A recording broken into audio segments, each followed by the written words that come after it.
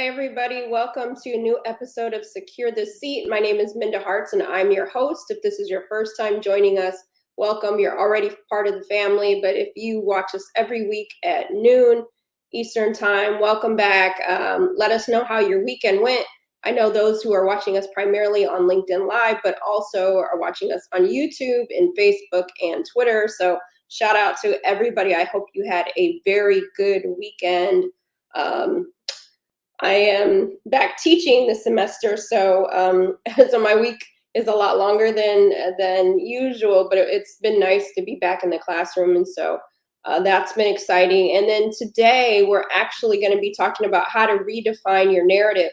I know we are in the second month of the year, and maybe you're already feeling like you're stuck or you're trying to figure out what to do next. I'm excited for today's guest so that we can actually talk about how you can turn that page, redefine success by your own terms. And I think sometimes we just need to see what it looks like, see what it could look like for us. And so we don't want you to feel stuck the rest of this year. We want you to have the tools that you need. And so I'm excited to invite Dr. Johnny Parker. He is an executive coach, an author, a speaker. He said a lot of different intersections, and we had the opportunity to be in conversation together at T-Mobile, and we had just such a great conversation. I'm like, you know what? I got to flip the microphone for Dr. Parker and bring him on and have a conversation. So if you have questions throughout, make sure that you drop it. Listen, we don't want you leaving this broadcast without the tools that you need to be successful by whatever that means for you. And so without further ado, we're going to bring up Dr. Parker. Hey. Hi, Dr. Parker. How are you? Hey. All right. Hey, Minda, looking forward to this time with you, hanging out with you. Yes, I'm excited about it. For those who may not know about the work that you do, fill everybody in on who Dr. Johnny Parker is. You know what? I get to help people write better stories, Minda, and to all those who are listening, watching. People get stuck in a bad story. I get to help them write a better story, whether that's professionally or relationally. I help CEOs, I help pro athletes, and I help them write a better story, help them turn the page to a story of who they want to become and a story they were really born to tell. Well, we're in the right place because, we're talking about securing our seats, and that is learning how to tell sometimes a new story, a different story for those who may not have always wanted us in certain spaces, right? So You have this great book called Turn the Page, which will drop your link inside the chat so people can get that. But tell us why you wrote this book, Dr. Parker, and why you think some people find it so hard to redefine a narrative that might be hard to turn the page on. Well, about 20 years ago, Minda, I was turning 40 20 years ago. So I'm coming up on my 60th birthday, believe it or not. And so I was, the front stage of my life looked pretty good. I wrote a best-selling book, a marriage book at the time. I'm on CNN, I'm on BET, I'm in Essence and Ebony. I'm doing all these things. I'm traveling internationally. The book is doing well. Well, I began to battle with depression and panic attacks. And then my marriage, I'm going into my 33rd year of marriage to the same woman. My wife is my Jamaican sensation, I call her. She's from the island of Jamaica. I'm from Jamaica, New York. That's how we met.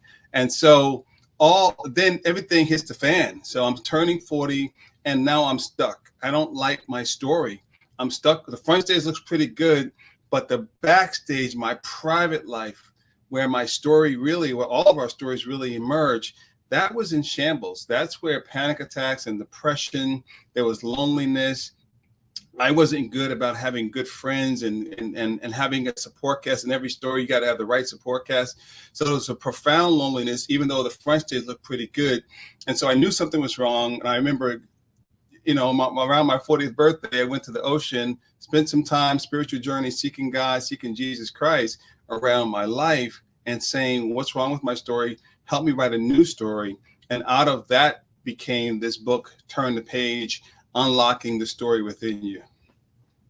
I love that so much because I like this whole concept of the backstage, because I think that a lot happens backstage and you don't see that part on social media, right? You don't see all those things. And maybe you could talk just a little bit more about the backstage and how people can understand that, what that really means in their life. Yeah, many people are winning on the front stage, like you said. Many people can make the front stage look really, really attractive, but the truth of who we are is what's going on in the backstage. Even in the Bible, Jesus says, "How what should the person to gain the world, the front stage, but lose who they are, their essence, their soul on the backstage." So the backstage is the truth about who we are. The backstage is where we invite people. Everyone doesn't get an access pass to a backstage, but we need a few good people who've earned the right to go on our backstage. Not many, but a few. And that's the place of our story. That's the place, Menda, that I find that we got to ask three critical questions. Who am I? That's identity. What do I want? That's impact. No one dreams of living an average life. We all want to have impact. Why do I want it? That's intent.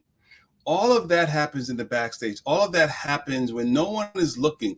And the people who help us in terms of shaping the backstage in order to sustain the good work that can happen on our front stage. I love that so much. I used to have this manager, Dr. Parker, who he'd always say, I know maybe we're not ready for this meeting or whatever the case he's like, but on top, we are going to be a swan, even if underneath things look like an ugly duckling. And I always used to think about fludging or failing or floundering, all those words underneath the water. And then on top, this beautiful swan. And I think sometimes we don't realize that a lot of people have those backstages, those ugly duckling moments underneath the water, for sure. behind the scenes, and right. how important that is. I love that so much. The other question that I wanted to ask, again, it's the new year. For many people, they might feel like, I can't believe it's only February. It feels like July. It feels like it should be later in the year. I just don't know what to do. I'm feeling stagnant. Maybe they've been feeling this way for a very long time. What is one or two tips on how they can start to be their own hero? You know what? One of the things that we can do is begin to take ownership of our life. We can't turn the page to a better story until we first own the current story. Many of us get stuck oftentimes, Minda, in a bad story because of shame and blame. We shame or imposter syndrome. I believe I'm a fake, or the story. We have a storyline. We have a storyline for our life, but then there's the story lies of who do I think I am, and I'm not enough, and all those lies that we tell ourselves. We get stuck in shame, or we blame others on why our story isn't working. So the moment we can have what I call the man bold truth, take fearless ownership of our challenges and our strengths. Let's embrace our light. Let's embrace our genius. Let's not apologize or dumb it down for our brilliance and our genius. Let's let our light so shine. And so that's what I encourage, that people begin to be intentional about their brilliance. Don't apologize for it. Don't dumb it down. Ask the question, if what's inside of me were never to come to fruition, never to emerge, what might the world have lost? And so sitting with those kind of questions, sitting with a coach to help me go deep on the backstage so the good work that's in me can really play out on the front stage in a very, very positive, optimistic way. Yeah, I love that. I have to get my tambourine because we cannot rewrite a new story if we don't deal with the current story we're living in. Exactly. Will you touch a little bit more on that? I think that there's some people that need to hear that one. So here's the deal. If we don't write, you got to get this. Everyone listening. If you don't write your story, guess what? Others will. If you don't write your story, and here's the deal. No one gets the right, R-I-G-H-T, to write, W-R-I-T-E, your story. But if you don't write it, life will. Well-meaning people will. I can't tell you how many times I've had my clients say, in my 40s, I came into my own. The story that my parents meant for me, my community meant for me. And then they find that, that's not the story that I want. Yeah, I went to grad school, I went to law school, but that's not what I want to do. I want to be a vet. I want to work with animals. And do I give myself permission to do that? And so we're oftentimes worshiping at the altar of validation and looking at, and again, if we don't know our story, we'll plagiarize someone else's life. We'll try to be like Mike, or try to be like whoever. But you have a unique story that the author, that God has put within you, and it's never going to come to the surface, or never going to be authentically you, until you give yourself permission to first love you and write the story that you were born to live and tell. Yes, I love this concept of writing the story that you were born to tell. And when we just stay stuck, we don't get to write that story. Whenever I get the chance to say it, I say it, Dr. Parker, because about a year ago, March to be exact, it was like the loudest audible voice, in my opinion, that I heard. And I had been feeling stuff, but I had not said it out loud, just internally feeling very stagnant. And I remember saying I heard this voice saying, Minda, if you've been standing in the same spot, that's why you're stuck, right? In order to do something different, you want something different, you got to stop standing in the same spot. And it kind of hit me like a ton of bricks, Dr. Parker, because I could be my own hero, right? I mean, just like you were saying, I could at any point, I'm not happy, I'm feeling stuck, I get to rewrite WRITE. I get to write this thing, right? But I was nervous. I was scared. I was waiting on somebody else to give me permission. But, back to what you're saying, giving ourselves permission to be able to rewrite the story. Yeah, absolutely. And, in the movie Black Panther, you talk about the hero, King T'Challa. I mean, when he's fighting, when he has to do this battle with M'Baku for who gets the right to lead, and in Wakanda, his mother Ramonda says, "Show him who you are." So to be the hero, we always need the Nakias. We need the strong support cast of people who help us. We need that mentor, coach, guide. No one gets to be the hero without a trainer, mentor, coach. We always need, even in Star Wars, you need Yoda. You need someone to help you to become who you're born to become. Apart from that, you're lonely. You'll drift to loneliness, and the story will become buried within you. But we always need that mentor, guide, trainer, coach to help us become who we are supposed to be. Absolutely. I'm seeing across all the social platforms, people really like the rewriting your story and giving yourself permission to be able to do that, and worshiping at the altar of validation. And I think, to your point, Dr. Parker, when we're doing that, then we don't get to write our story because we're so focused on somebody else's lane, right? Yeah, and we start writing and living out someone else's story. That's like, right, why am I doing that? Why am I chasing that? And it takes boldness to be my most authentic me. It takes a lot of boldness and courage and faith to be who I'm called to be and supposed to be, and how I'm supposed to show up in the world.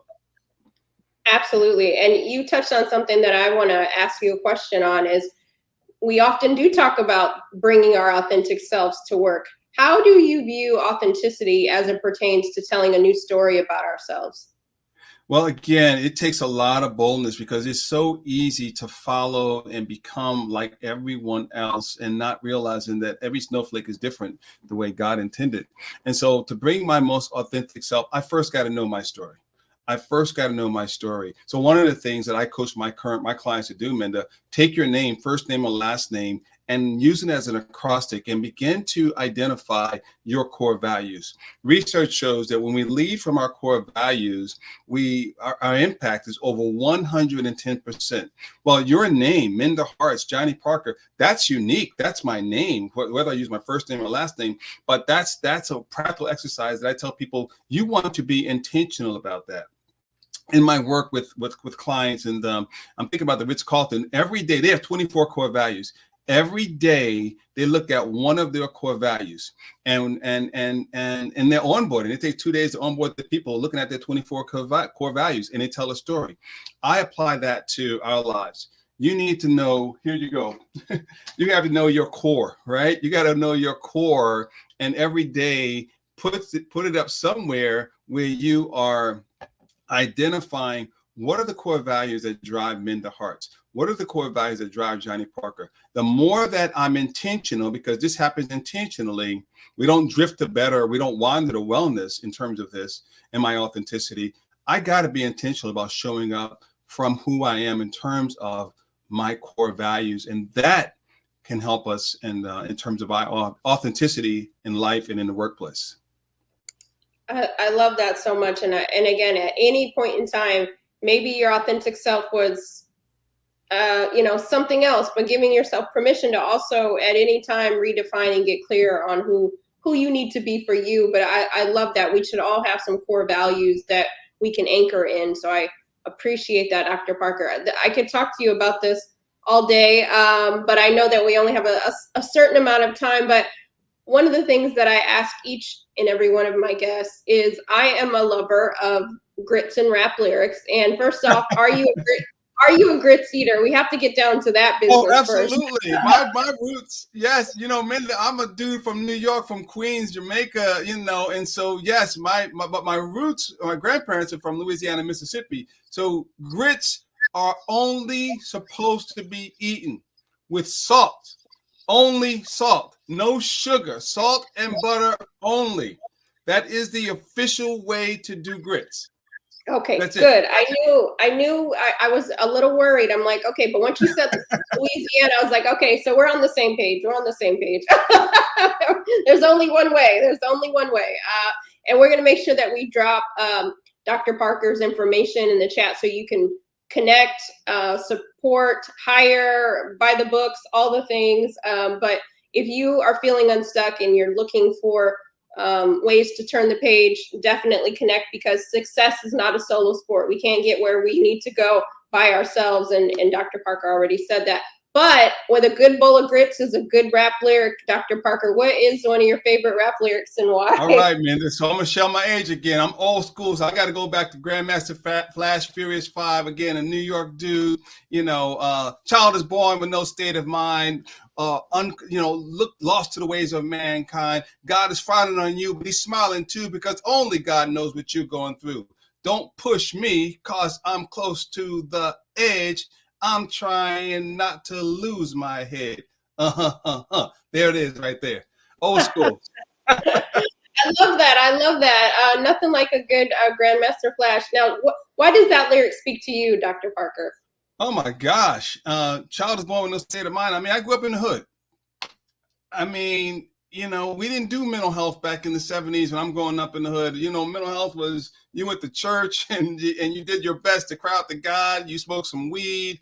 You medicated. And so understanding, especially now with what we've gone through in the 2020, the popping peas of pandemic, pivots, protests, and politics, don't push me. I'm close to. People are close to the edge. People are close to the edge. I've done a series of interviews on talk radio around mental health and particularly around millennials. And when I got 3 millennial sons, so I see how people are close to the edge. How am I processing me? My transparency. How am I processing my emotions, my emotional intelligence? Whatever we don't talk out, we will act out, or we'll bury the emotion and we'll bury the lie. So that's why those lyrics mean something to me. Absolutely. And thank you for sharing that. And I always say that every one of our viewers is a leader. We don't need to wait on somebody to give us a one-on-one evaluation or year-end review or any of those things for us to activate our leadership. We all have the capacity to make the workplace better than we found it. What is one tip you would give to all of our leaders watching today and who will watch the replay about how to make the workplace better than we found it? In every keynote I give and every session I talk to leaders, I say this: the greatest gift that a leader you can give yourself, your family, your team, your organization, the community, is a healthy, energized, focused you. Healthy me, strong we. That's the greatest gift that leaders can give. And from that, I get the privilege as a leader to enter into the story of other people, leaving them better off. And the motivation for that is this: I want to show up from love and not for love. Because if I'm showing up for love, now I'm preying on you to get something from you and validation. But if I'm showing up from love, I'm showing up in Menda to enter into your story and to leave you better off, hopefully. That's my goal. I love that so much. We have a few questions in the chat, and some of them are similar. So I'm going to compress them all, Dr. Parker, and ask you this question. But a few different people are asking, again, I'm paraphrasing, but when you are close to the edge, how do you redefine your narrative when you feel like you just, I guess, all hope is lost? How do you find that space? Yeah, I found for my life and people I coach, I need three pieces in terms of redefining it.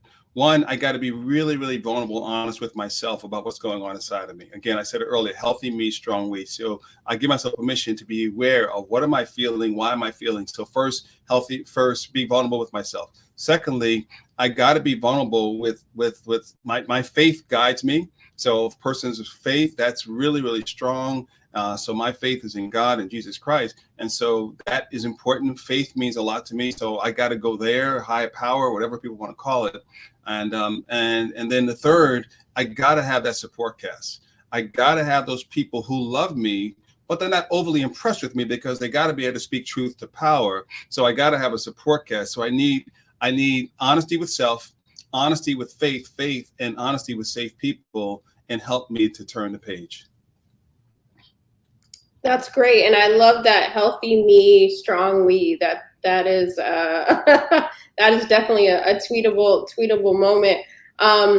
One more quick question, Dr. Parker.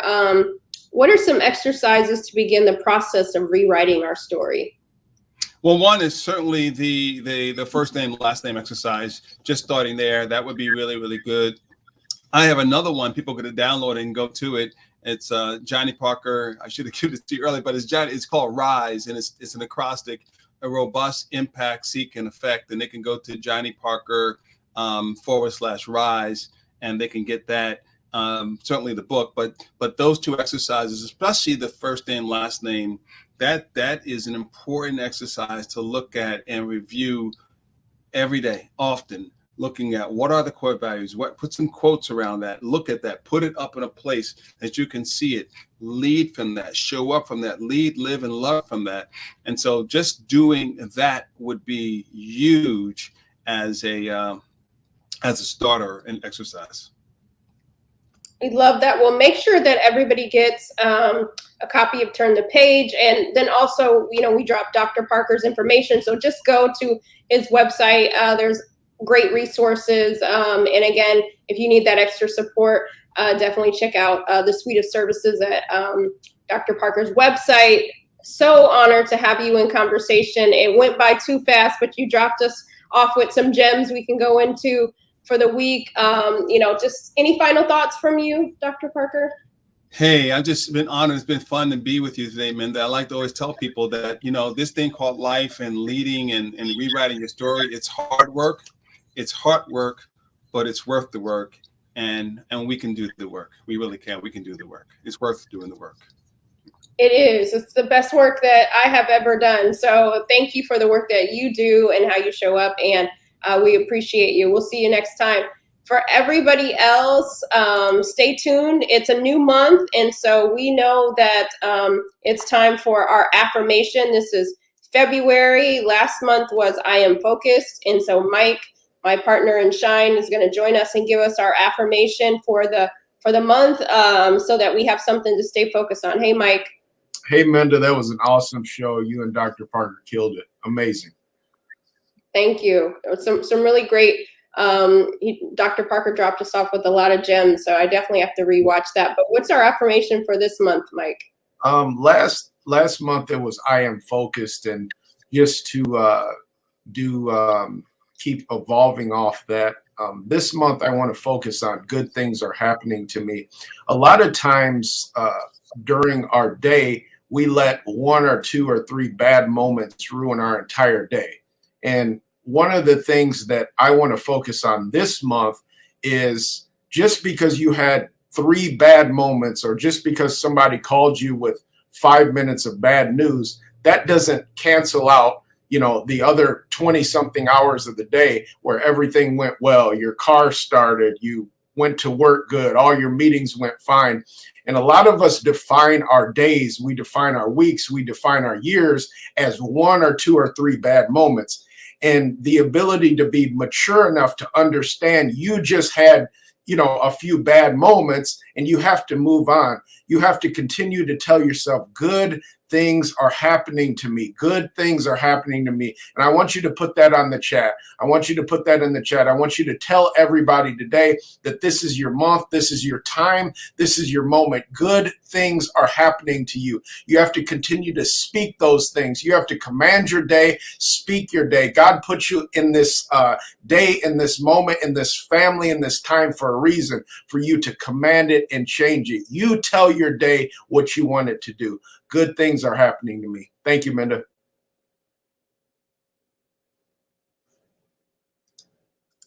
Good things are happening for all of us. We're excited about what the month is going to bring. It first starts in our minds, telling ourselves that good things are happening to us, even in those moments where we feel like they're not. There was one friend that I had, and she would always say, I didn't ask to be born, right?